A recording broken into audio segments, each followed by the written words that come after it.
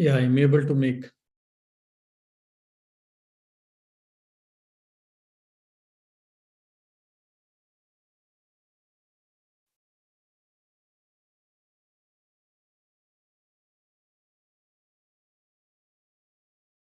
Yes, Amit. Because when you made host only, I could make it. Yeah. Yeah. So I log off from my phone. I'm using. Can start. Okay, okay. So then shall we start?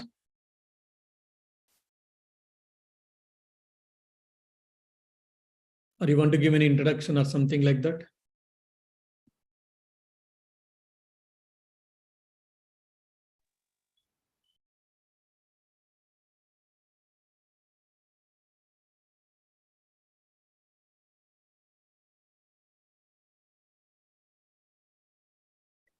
Vasudevendra Yogindram Natva Gnanapradam Gurum Mumukshunam Hitartaya Tattvabodha Vidhiyate Jananim Sharadam Devim Ramakrishnam Jagadgurum Padapadme Tayo Shritva Pranamami Muhurmuhum Namashreyatirajaya Vivekananda Suraye Satchit Sukaswarupaya Swamine Tapaharine. Dear devotees, after discussing the 6 systems of, or the 5 systems of Indian philosophy as a bird eye view, we are entering into the introductory text on Advaita Vedanta. The first and foremost idea or answer or a thought should be very clear in us. Why should we study Advaita Vedanta? Or why should we study the scriptures? Does it increase our bank balance? Do we get any promotions in our professional life? Or can I be peaceful in my family, with my family problems or society problems or whatnot? The aim and the goal of Advaita Vedanta is Atyantika Dukkha Nivrutti and Paramananda Prapti. What does it mean? The aim and the goal of Advaita Vedanta, at least, it is very clear.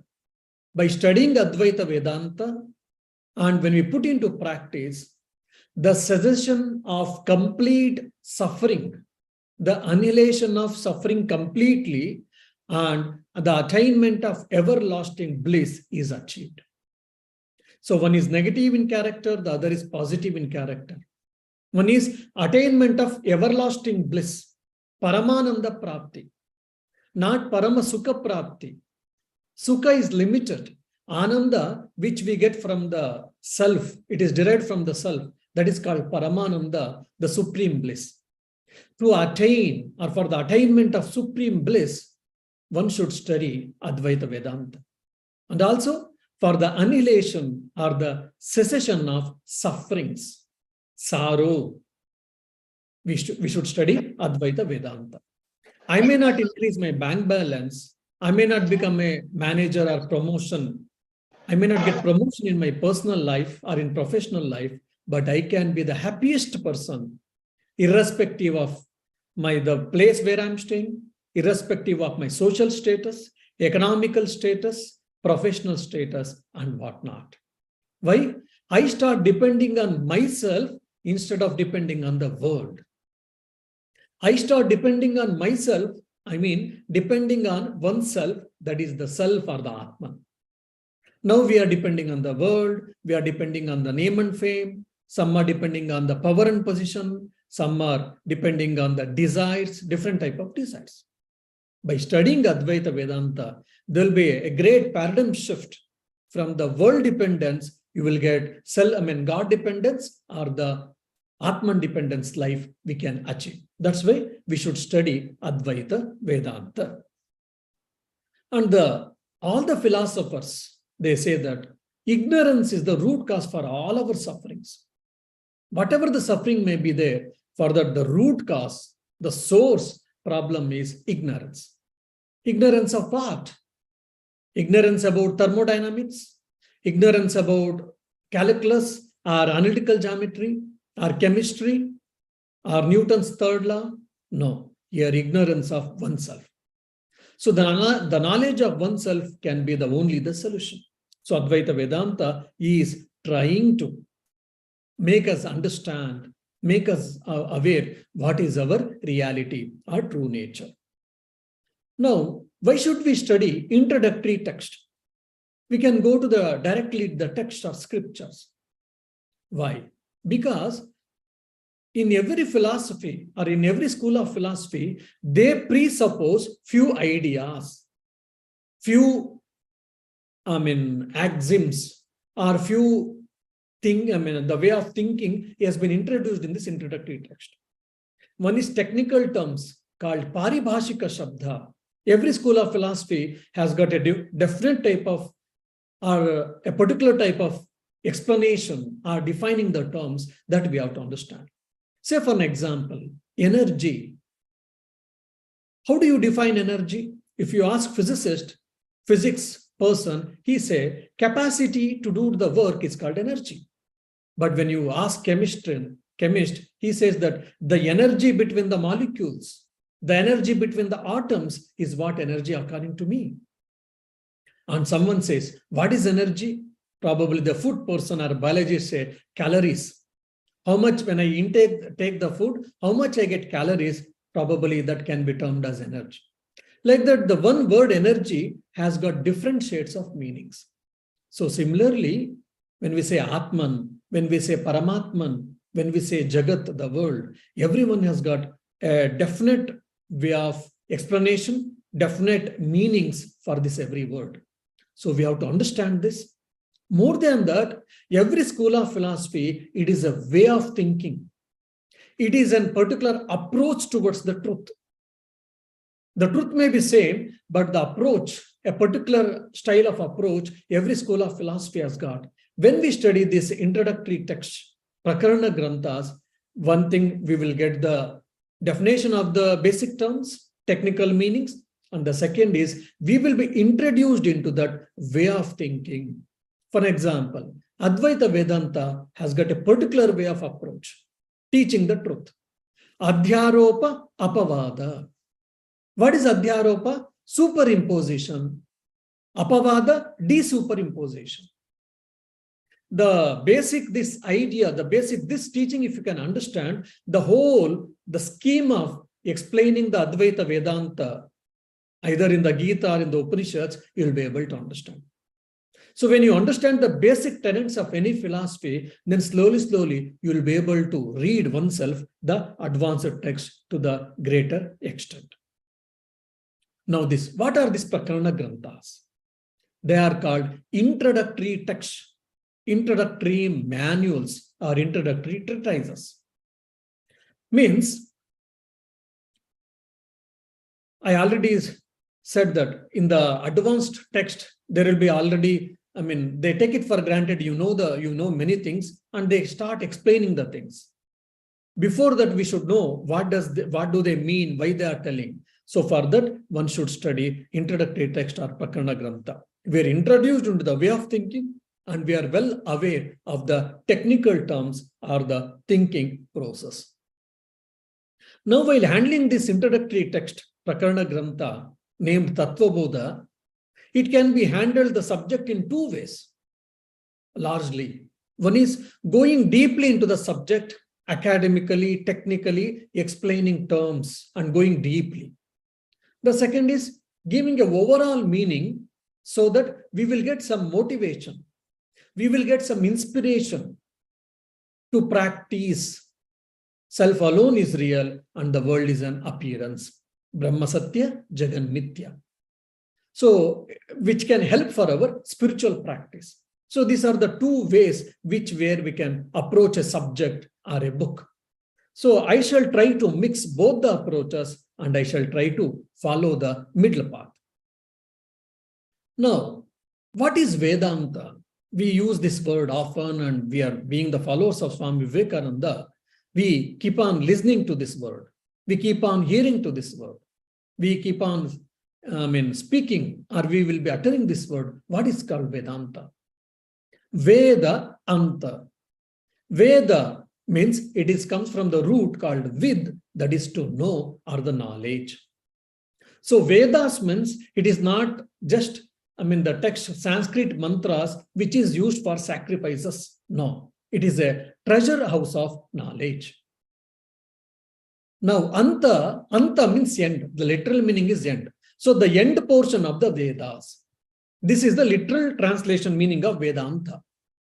Or when you go a bit deep, you'll understand anta also means essence. Now, the Purva people, they say that the Karma Kanda, the sacrificial portion of the Vedas are the essence of Vedas. Then Uttaramimamsikas or Vedantins, they say, no, the end portion of the Veda, that is called Upanishads, they are the essence of Vedas. So Vedanta means it is the essence of Vedas. What are that essence of Vedas? They are nothing but Upanishads. And the other Anta is called highest. So highest knowledge. Vedanta means it is the highest knowledge. What is that highest knowledge? The knowledge of the self, the knowledge of the Atman or Atmagnana or Brahma Vidya. Now, when I said that the Vedanta means it is the essence of the Vedas, Upanishads. So we have got basically three basic texts for the Advaita Vedanta. Mostly all the different schools of Vedanta, but dualistic schools, they had some Puranas or Bhagavata also. But Advaita Vedanta, they consider these are the three primary basic texts. So that is called Prasthanatraya. Traya means three, Prasthana means it is the way. So these Prasthanas are called three basic texts or three scriptural texts. Three Shastra Granthas. What do you mean by Shastra Grantha? Scriptural textbook, scriptures we say. Shastra means Shasana Titi Shastra. One which can rule, one which rules us, that is called Shastra. Oh, Shastras are ruling us. That means, should we be slave to them? No. Here ruling means they are the guiding. They guide us in a right direction. What to do, what not to do, why to do, how to do, when to do. So like that, it is like a road map, like GPS road map, it guides us to the end point or the goal, which is called moksha or mukti. So scriptures are nothing but the, pathfinders or the guide maps in the for the spiritual knowledge. So that which guides us in the right direction or in the right path. Now, three basic scriptural texts for Advaita Vedanta. One is Upanishads. That is called Shruti Prasthana. The second is Bhagavad Gita. That is called Smruti Prasthana. And the third is Brahma Sutras or Sharirika Mimamsa Sutras. That is logical treatise, Nyaya Prasthana. So, Traya means three. Prasthana means, as already I told, a path or the marga. So Prasthana Traya means three paths which is given by Advaita Vedanta. And here contextually, we should understand here it means three basic textbooks which discusses Advaita Vedanta. Now, Vishishtadvaitins also they say that. Dvaitins also they say that. Shuddha Advaitins also say that. Dvaita Advaita, different school of Vedanta school, they also say that, yes, everyone say that these three texts are teaching Advaita, these three texts, primarily they teach Vishishtadvaita or Dvaita or Shuddha Advaita. Every school of philosophy or every philosopher belong to that school. They say, they try to show, they try to prove that these three texts, they teach their philosophy. Now, Acharyas or the Rishis or the philosophers, especially Acharyas and philosophers, they thought that directly reading Bhagavad Gita or especially Upanishads and Brahma Sutras, it is not possible for a common person.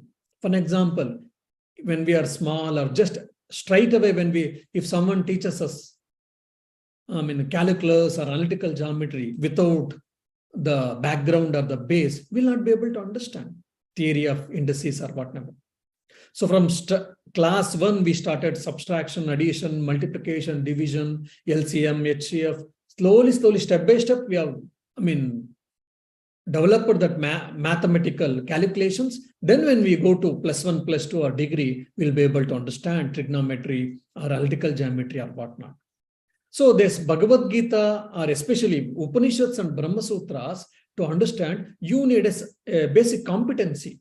You need a good amount of understanding. So to make us prepare, to make us easier for study of Upanishads or Advaita, Brahma Sutras, the author, the philosophers, the acharyas thought we shall write some introductory manuals, by reading which a student or a seeker of the truth, he will be ready, he will be competent to study Upanishads and Brahma Sutras are especial.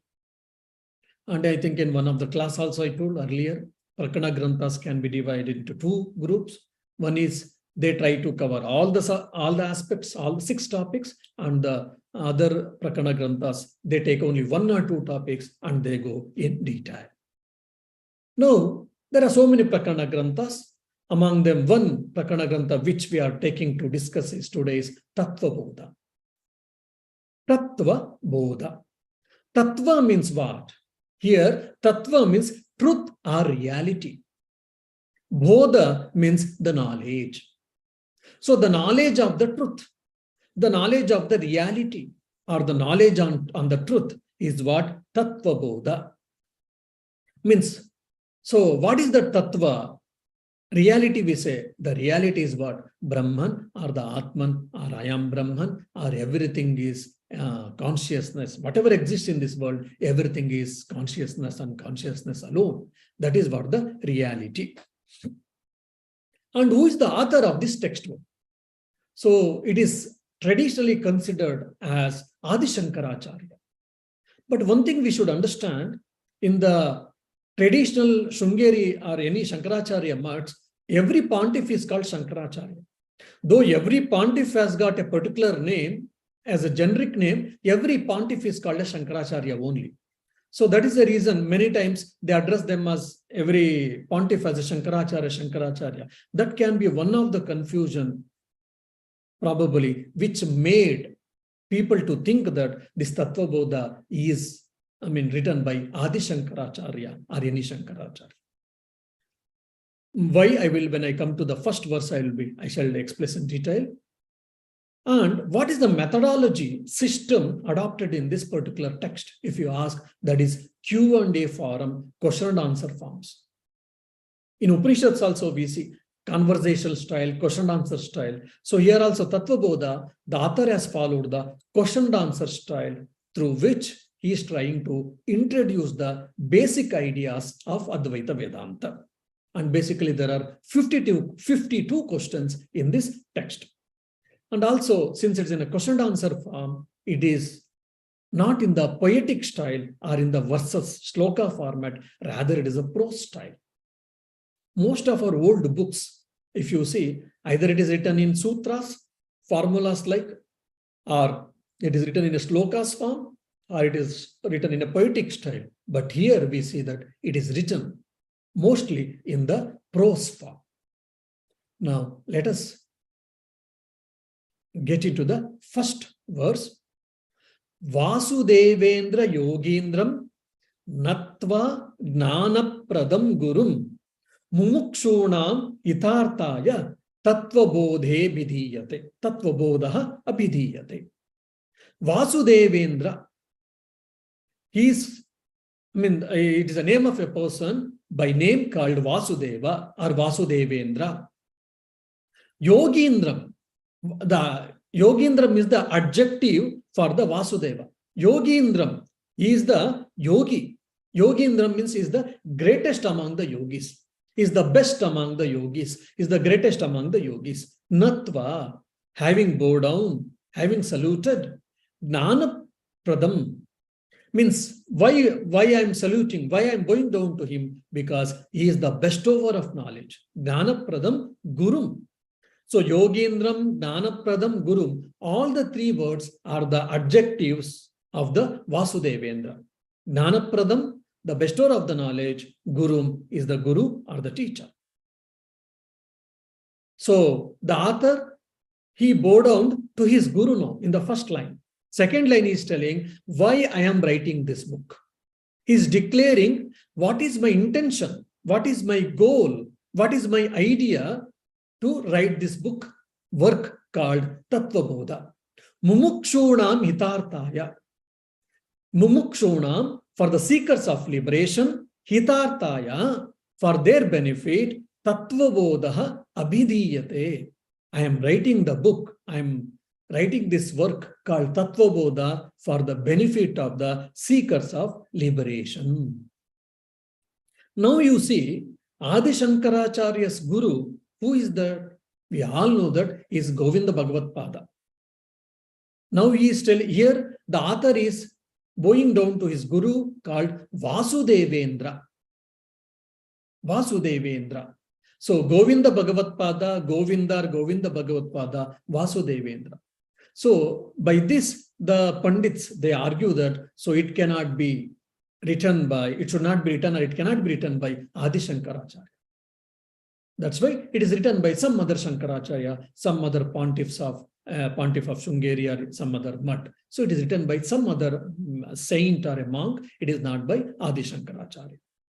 And there is one more opinion from the scholars also, because for this is a particular verse, it is written in a verse form, because for the meter, for chandas, sometimes they use the word synonyms. So Govinda, Vasudeva, Krishna, Murari, all are the similar names, synonyms. For Krishna, there are so many names. So Govinda, because for meter's sake, for chanda's sake, instead of using Govinda, he has used the word Vasudeva.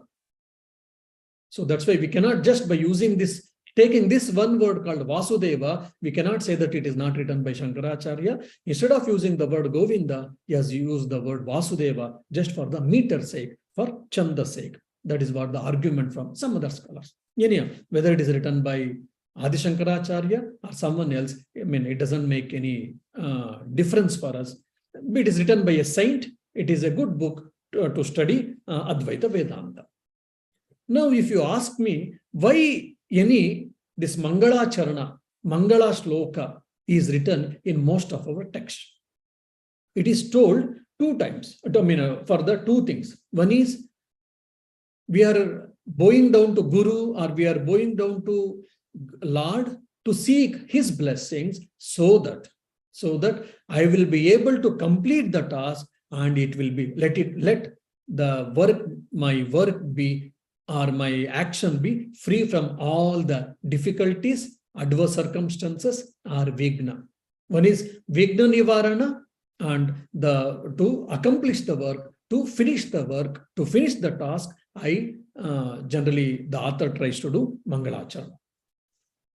Now, if you see this this second line, Mumukshuna mitartaya Tattva Bodha abhidiyate, there the author is indirectly telling what is Anubandha Chatushtaya of this book. When I go all these things deeply, you will understand how our Indian philosophers, Indian saints, our monks, and our Vedic rishis, how they were scientific, they were rational, they were psychological, and whatnot. Because many times I have heard the people who studied Vedanta, Western philosophy, you see, though they have spoken so much, they have discussed so much about language theory. For example, Wittgenstein's language theory, game theory. When we read that, they say how they've gone deep into the language. But when you study Nyaya, Navya Nyaya, they take one word, one sentence, and even small grammar things, and they go on discuss. So, Anubandha Chatushtaya means fourfold connections. Any author, when he's trying to write the book, he has to clear this fourfold connections, it seems. So that it will be clear it will be beneficial for the person, the student, whether he should study this book or not. That is a beautiful thing.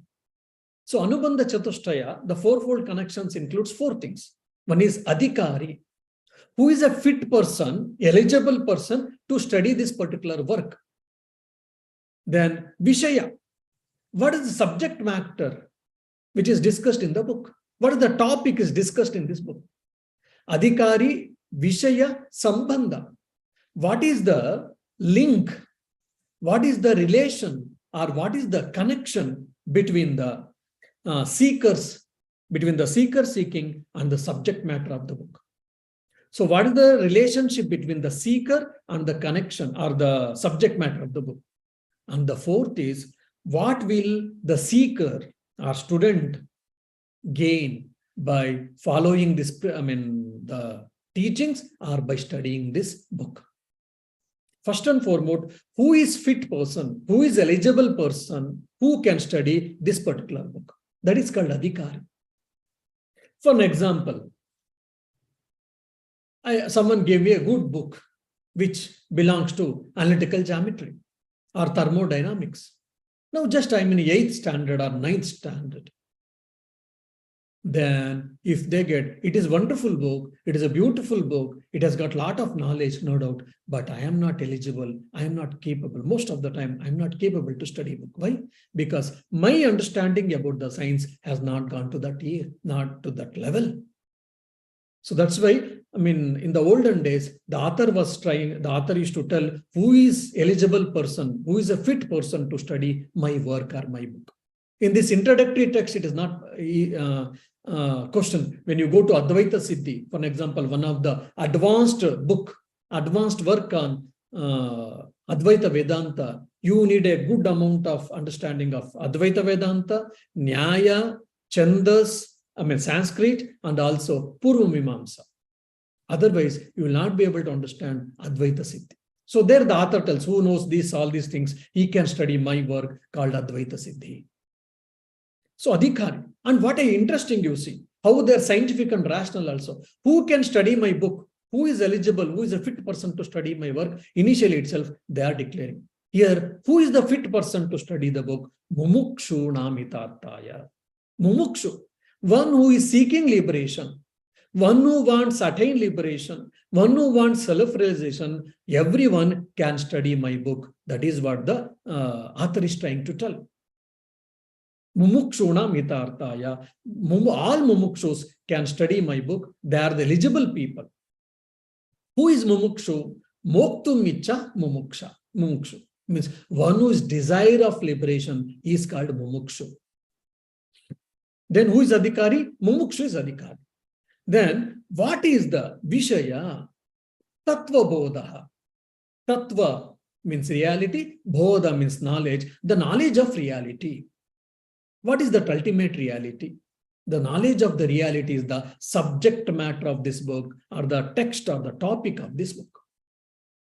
Why is very important. For an example, Harry Potter.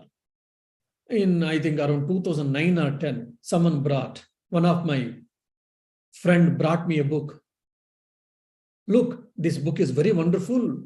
I finished already 2 or 3 volumes of Harry Potter. 4th volume I am reading. If you wish so, you can also study the book. You can also read the Harry Potter. Then I saw 2-3 pages. Then I said, it may be good, but I am not interested. I am eligible. I can understand that English, which is described or the language or understand. I can understand the Harry Potter book. I am eligible person, but I may not be interested in the subject matter in that particular topic. So that's why what is the subject matter of the book also should be told by the author. So here subject matter of the book is knowledge of the reality, Tattva Bodha, Atma Gnana or Brahma Vidya. So I was eligible to study Harry Potter, but I was not interested because it is no use for me. So second is Vishaya. What is the subject matter of the book? Then the third is, I am eligible. Subject matter is also quite interesting. Let me see. Let me read. Let me study. Fine. Now, what is the connection between me and the subject? So your knowledge about reality means what? Knowledge of oneself. Knowledge of oneself. Who am I? Is very important question which is boggling the humankind from eons, from hundreds of years. So who am I? What is my real nature? All of us, we have got CV or we have got biodata, a few pages which can run for few pages, but that is not our real identity. Our real identity is what? One's own self. Atma or Brahman, Atman, that is existence, consciousness, bliss, absolute. That is our real nature. That is our real identity. So the nature of oneself has been discussed in this book. That means it is very much linked with me because it is about myself. It is about oneself. This is what? Sambandha. Then the prayojana. What I am going to get? Prayojanam, Prayojanam anuddishya mandopi na pravartate. There's a Sanskrit verse or Sanskrit saying. Without any use, even the best among the fool, he will not work. He will not perform. He will not take up any action. So by studying Advaita Vedanta, by studying this Tattva Bodha, what I am going to get? Here, mumukshunam hitarthaya. It is for the benefit of the mumukshu. So what is the benefit here? It is called moksha or mukti or kaivalya or nirvana or atmagdana. I will be liberated person. I will attain emancipation. I will be free from I will be ever free. I will get everlasting bliss. So I will attain, it is only just for the conversation's sake we are telling. It is not to be attained, it is only removing the ignorance, that's all actually. When we go to Advaita Vedantic text in deep, we will understand. So it is for my benefit, that is to attain everlasting bliss or to get away from the bondage, to get away from this cycle of samsara that is called birth and death. And why should we bow down to Guru, Natva, they have told? Because by showing respect and by bowing down to Guru, what we'll get? We will get self-knowledge. By his grace, we can get many things. Now, again in Adhikari Vishaya Sambandha Prayojana Anubandha Chatushtai we discussed. Who is this Adhikari? Sadhana Chatushtai Sampanna. Who has got fourfold qualifications, he is called Adhikari. Mumukshu we said in a simple way, but who is Adhikari? Who has got fourfold qualifications? First is Nitya Vastu Viveka. If you want me to just say, tell in a simple language, that is called discrimination. 4 Ds. One is Nitya Vastu Viveka, that is the discrimination. Then Iha Amutra Palabhogadi Viragaha, that is dispassion. Dispassion toward these worldly enjoyments and the other worldly enjoyments also. Dispassion. Then the third is Shamadamadi Shatka Sampatti, discipline of the 6 values. One has to practice this discipline. So one is discrimination between real and unreal. The second is dispassion towards the worldly enjoyments and other worldly enjoyments. The third is discipline. Discipline of 6 values or 6 things. Shamadama, Uparatitiksha, Samadhana, Shraddha. Then the fourth is Mumukshutva, desire. We should get away from desire. And you are saying that desire? Yes. Desire for liberation. Desire for nothing else. Desire for liberation. 4 Ds. One is discrimination, dispassion, discipline, and the fourth one is desire. One who has got 4 Ds, he is a fit person to study Advaita Vedanta or to follow the Advaita Vedanta text. Now we will try to understand these things in a more detailed way. What is this Nitya Vastu Viveka? Means something is real, something is unreal. Or something is real and something is appearance. So hold on to the real and leave the appearance is what? Nitya Vastu Viveka. Most of the time, I always tell, when we were small, just a doll, a cloth, a sweet meat was enough for us. That would have given so much happiness for us. One get a small bicycle or a toy, we used to feel that I have got a heaven-like. And when we grow, probably good bicycle, we need it. Then we go to college, we want motorbike, moped. Then we thought, okay, once education is done, that is enough. Because no more reading, no more studying. Then at the frag end of the education, I start getting tension. Why? Because I should get job. I should get campus selection and I should get a job.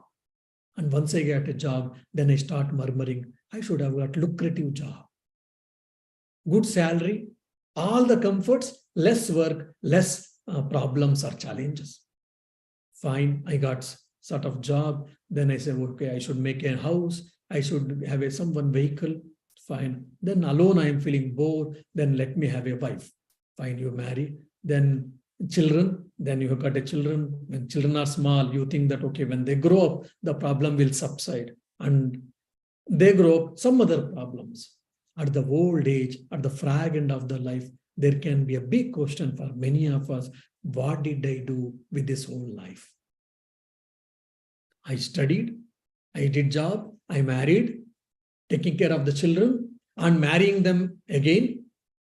And now at this fragment of the life, what did I achieve? This type of question is haunting many people, or it can haunt many people's mind. Then they understand all these things are okay, but the reality is something else.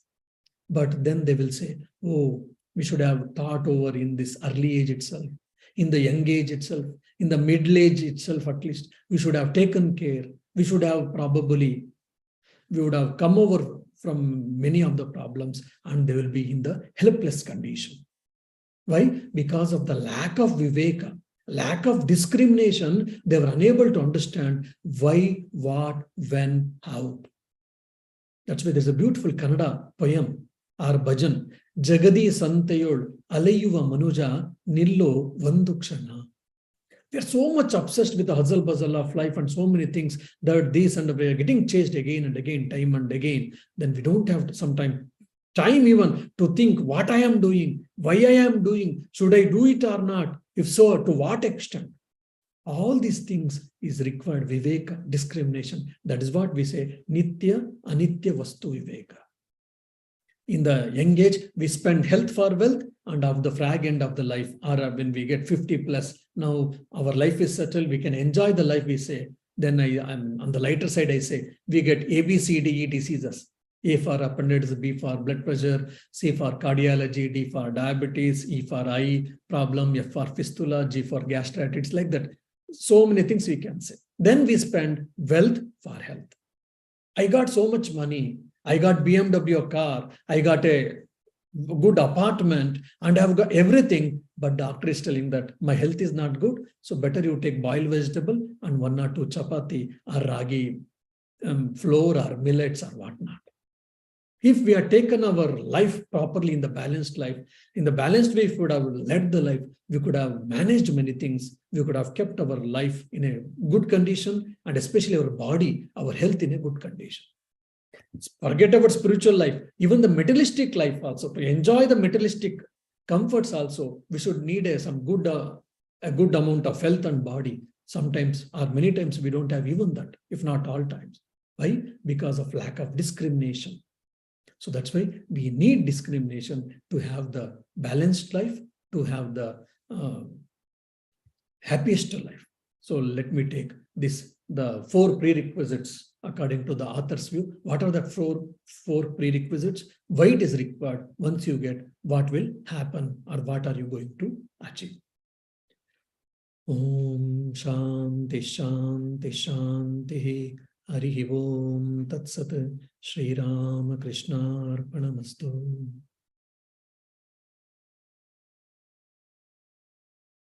Yeah, if you got any questions, I'll be happy to answer. You want to stop the live streaming, Swamiji, or we can live stream the questions also? Yeah, it can be done, isn't it? Yeah, it can. I can stop it if you want. If you want to stop the live stream. Okay.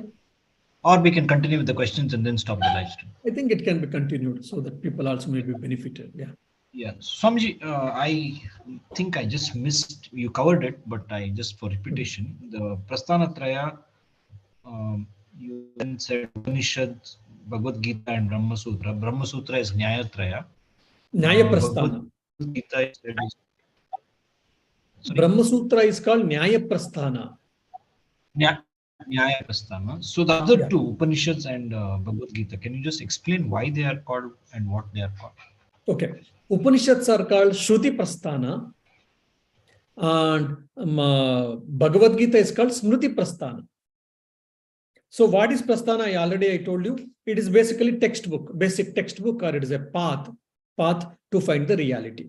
Now, Brahma Sutras are called why Nyaya Prasthana? Because whatever the Upanishads we see, it is told in a very metaphorical way, or in a poetic way, or in a very they indicate the truth actually. Many times they may not explain things in detail sometimes. So many times it is not able to, everyone will not be able to understand the things. Sometimes even mystically also they have explained, will not be able to understand. So when our mind logically, when you explain, rationally when you explain, you'll be able to understand the things in a better way. So that's why Vedavyasa, keeping the Upanishads in his mind, in a formula way, in the sutras style, or 555 sutras, in the sutras form, he explained the whole Upanishadic teachings in the sutras form. That is why he called it as a Nyaya Prasthana, logical treatise. Okay, and Shruti Prasthana are called Upanishads. Shruti means it is heard. So the Guru, because in the olden days there were no books actually, what we say in the printed books. Before that we had a palm leaves and all. Before that there was no. So the Guru used to utter, and the Shishya is to listen, just is to listen and is to remember. And again he used to teach, and their Shishyas, his Shishyas is to listen and they used to remember. So by hearing from one generation to another, the Vedic text or Vedic knowledge we got it. That is why called Shruti. That's the one thing. And the Gita is not Smruti. And the Shruti means it is also not written by any person. It is, the author is a God. Only the Rishi, for the Rishis it got revealed, and they only handed over to the next generations or successive generations. Shruti Prasthana. Then Smruti Prasthana, Bhagavad Gita, if you see, it is the part of Mahabharata. And Mahabharata is one of the history textbook. First history textbook in the whole world is Ramayana. The second history book is what? Mahabharata. In that Mahabharata, Bhagavad Gita is the part of it. And this Bhagavad Gita is written by whom? Vedavyasa. Because in the 700 slokas, whatever we read, the Krishna, exactly, he never uttered all the slokas. He gave in a, probably prose form or in a verses form. So keeping the teachings of Krishna intact, Vedavyasa in a conversational style or in question and answer style, he presented in a beautiful way or systematic way. Adi Shankaracharya brought the Vishnu Sahasranama and Bhagavad Gita out from the Mahabharata, and he gave us, and he made us to understand how important these two are things. So the contribution goes to Adi Shankara. Here Smruti means out of memory, when you write something, that is called Smrutis. So the Vedavyasa wrote 18 Puranas. So he has understood the Vedic philosophy. He has kept in his mind, and he has got so many information about the kings and queens and the great personalities. So out of memory, he wrote all these things. That is why it is called Smruti Prasthana. And these Smrutis are subservient to Shrutis. Shrutis means Vedas. Yeah.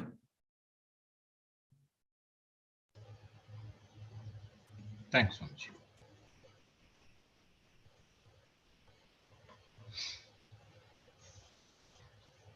So any other questions?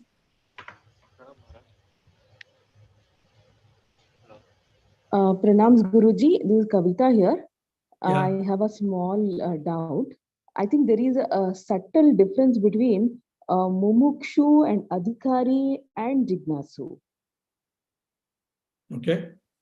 So I'm getting a little confused. So I want to know the difference. Okay. So Adhikari means who is the fit person to study the Tattva Bodha or any text. Okay, do you understand? Adhikari is the part of Anubandha Chatushtaya, fourfold connections. Among them, the first is the Adhikari. So Adhikari means who is eligible candidate, who is a right candidate to study particular work, to take up this particular task. Adhikari. Then Mumukshu. Mumukshu is the Adhikari here because he is the seeker after liberation. By just one word Mumukshu, the author is trying to tell who is the Adhikari, who is the fit person to study my Tattva Bodha. For an example, So when you say Adhikari Balanam Sukha Bodhaya, one who is entering the Nyaya, who is entering the logical treatises or Nyaya Shastra, for him, I am writing like that in the Tarka Sangra, the author tells. So here the one word Mumukshu indicates or shows or represents the Adhikari. And in the Sadhana Chatushtaya, again, the Adhikari is there. So there you should not get confused. Okay, here Adhikari can be considered as Mumukshu, the one who is seeking for the moksha. Yes. Adhikari is the one, but Adhikari is the one who is eligible to do that. Yes. See, Adhikari is the more general term. Here, Mumukshu is the Adhikari, it is a particular. And this, that Chatushtaya, the second term you said, what is that, Guruji, second term? The in aim, the Sadhana Chatushtaya, Sadhana Chatushtaya or Anubandha Chatushtaya? Anubandha Chatushtaya. Anubandha Chatushtaya, four things. One is Adhikari. Adhikari. The second is Vishaya. Then that Vishaya. Matter. Yeah, Vishaya means that subject matter Vishaya, of the book. Okay, that Vishaya be considered as Mumukshatva then? Yeah, Mumukshatva, no, here because Tattva Bodha, it is about, of course, by knowing the reality, I get liberation. Yeah. Okay, so Adhikari can be considered as Mumukshu and the Vishaya can be considered as Mumukshatva. Then anywhere this Jignasu we cannot tell. It is called Tattva Gnana. We have to take it here. Tattva Gnana. Okay. That's what Tattva Bodha means. What? It is the knowledge of reality. It is Atma Gnana, Brahma Gnana, Tattva Gnana. Okay, knowing about the self or about the moksha. Reality. Yeah, ultimate reality. That is what Vishaya. Correct. Okay, and where that Jignasu can fit in here? Will that come into the picture here?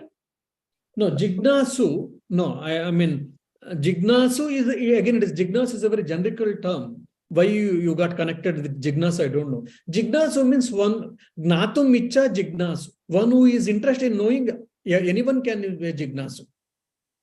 Okay, need not be about this mokshatva or salvation. Can be any. Say for an example, you are interested in logic. You are interested in logical knowledge, but you are not interested in self-knowledge, for example.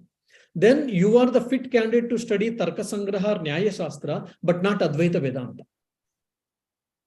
Now, the person who wants to know the Advaita knowledge, he is also Jignasu. The person who would like to know the logical treatises or the logical philosophy or the Nyaya Shastra, he is also Jignasu.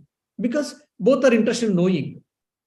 Okay, but there, Tarka Shastra's knowing and the Advaita Vedanta's knowing, Jignasu is totally different. Here, Mumukshu, there need not be Mumukshu. Okay, so Jignasu is a general word where one is having a burning fire to know about burning something. Desire for knowing. Burning desire to know about something. Okay. Yes. Okay. Thank you, Guruji. Yeah.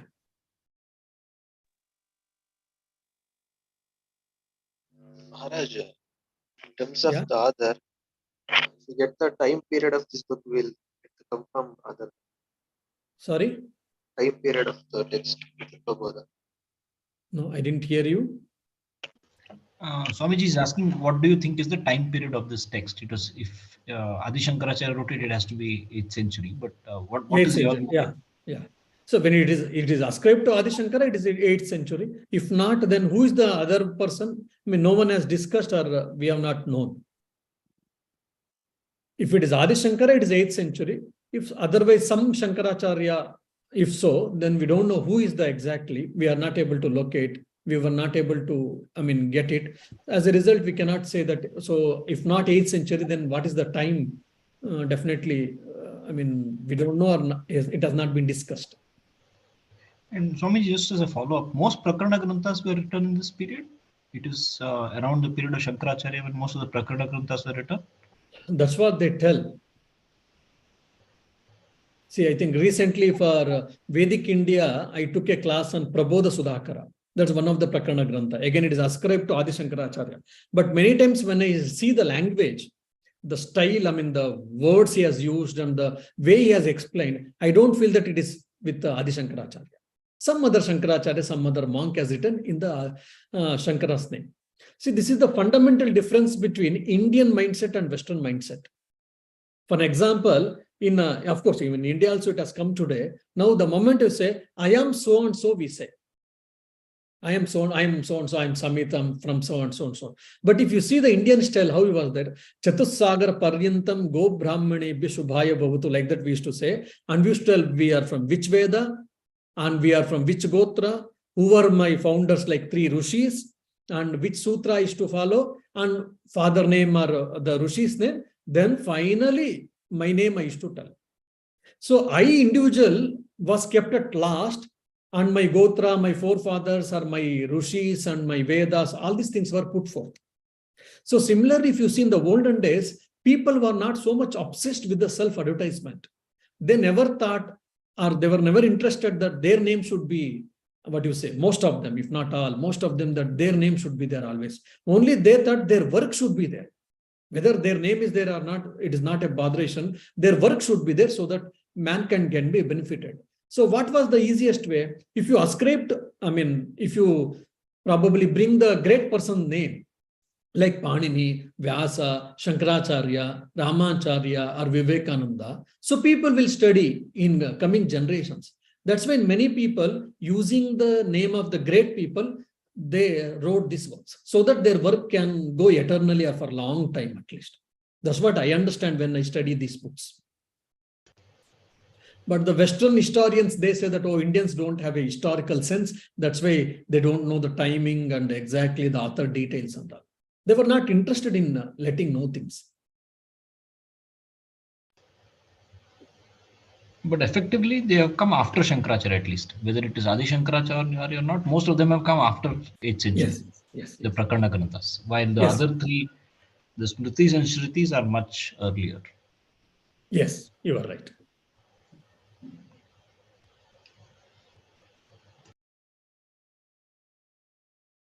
I think okay then. So there are no more questions. So today a bit went slow, giving introduction and all. Then next onwards I'll be going bit probably fast and as required. Because people should not tell, Swami took 1 period or 1 hour for 1 class. Oh my God, then 55 questions means 55 classes we will have. So we should not think that. Yeah. Yes, so I also request everybody to read so that, it will give the context. Yeah, Divya, you raised your hand. Yes, thank you once again, Swamiji, for this session. And I know we've gone over this, but just one more question on the Adhikari part, Swamiji. When we say that the Adhikari of the text is somebody who's seeking liberation, right, consciously, what is the inference that we should take? Are we saying that the general populace who may not consciously be seeking that or is not aware that that's the purpose that we're going to be under, it doesn't work for them? Is that what it means? Or what is, when we say Adhikari, it's like, do we need a qualification to study the text like any other degree, for example? Is that the way it is? Okay, no, that's what I'm saying. For an example, you bring a beautiful book on cosmetics. Yeah. And you give me. Yeah. So should I study or not? Or I will bring a beautiful book on cosmetics and I will give you, Divya. So will you study or not? Maybe not. Why? Yeah, because that may not be exactly in my line of... That's so Adhikari means who is fit person, who is eligible person to study this book. See, Right. you can study, you know English language, so if the book is in English language, written on English thing, so you can understand the book on cosmetics. I mean, no one says that you can't understand, or neither you will also say. But since Yes, you are sir. not interested, so Right. you don't study. You say, oh no, Swami, sorry, I am not interested. So that means what? You are not a fit person to study this book. Why? Because you are not interested. Interested, correct. And one more particular example I will give. I say, see, Brahma Satya, Jagan Mithya, Jivo, Brahmaiva Naparha, my dear. So only Brahman alone is real. The world is an appearance. So try to hold on to it. Swami, the world is real or appearance, I never mind. I would like to enjoy the world. If say XYZ comes and says, then for him Vedanta does help. Definitely it is not required for him. Because for him, the world is real or unreal, is not bothered, and he wants to enjoy the world. Isn't it? Right. So definitely is not a fit person. He is not adhikari to study a Vedanta. Why? He is not interested in the seeker of, in the liberation. He wants to enjoy the world. Then we say that please enjoy the world. When you feel enough, when you got enough beatings, when you got enough hardships, when you understand the truth, at least to a certain extent, then you will come back to us, or you will come back to Vedanta. Then we will say, come on. So adhikari means it is not about graduation. It is not about like qualification. One who has finished PUC, he or she can go to +2, he or she can go to graduation. Who has done graduation, they are eligible for post-graduation. Not in that sense. Who is interested? Who is eligible to study this book means who is interested in this studying this book. Right. Thank you. Yeah. I think I got I remember a wonderful joke of Swami Tyagishananda. Swami Tyagishananda was the pontiff, the head of the Ramakrishna at Bangalore, Basavangudi. He was he's a erudite scholar. He was a moving encyclopedia. Probably the Ishavasya Upanishad book also is there in English. Whoever is interested, you can read, you will understand how scholar he was. He took the Bhagavad Gita class, it seems. Weekly, one class for 1 hour, mostly for public. And he started the first sloka, Dharmakshetra, Kurukshetra. Dharmakshetra, Kurukshetra. Dharmakshetra, he started explaining, and 3 or 6 months over. Then a devotee came and asked him, Swami, 3 or 6 months over, you are explaining Dharmakshetra. When will you start Kurukshetra? Sometimes when we go very deeply, devotees also will feel, Swami is not going further. What happens? It is becoming very slow or whatnot. Yeah. Okay then. Thank you. Thank you, Swamiji. Thank you, Swami.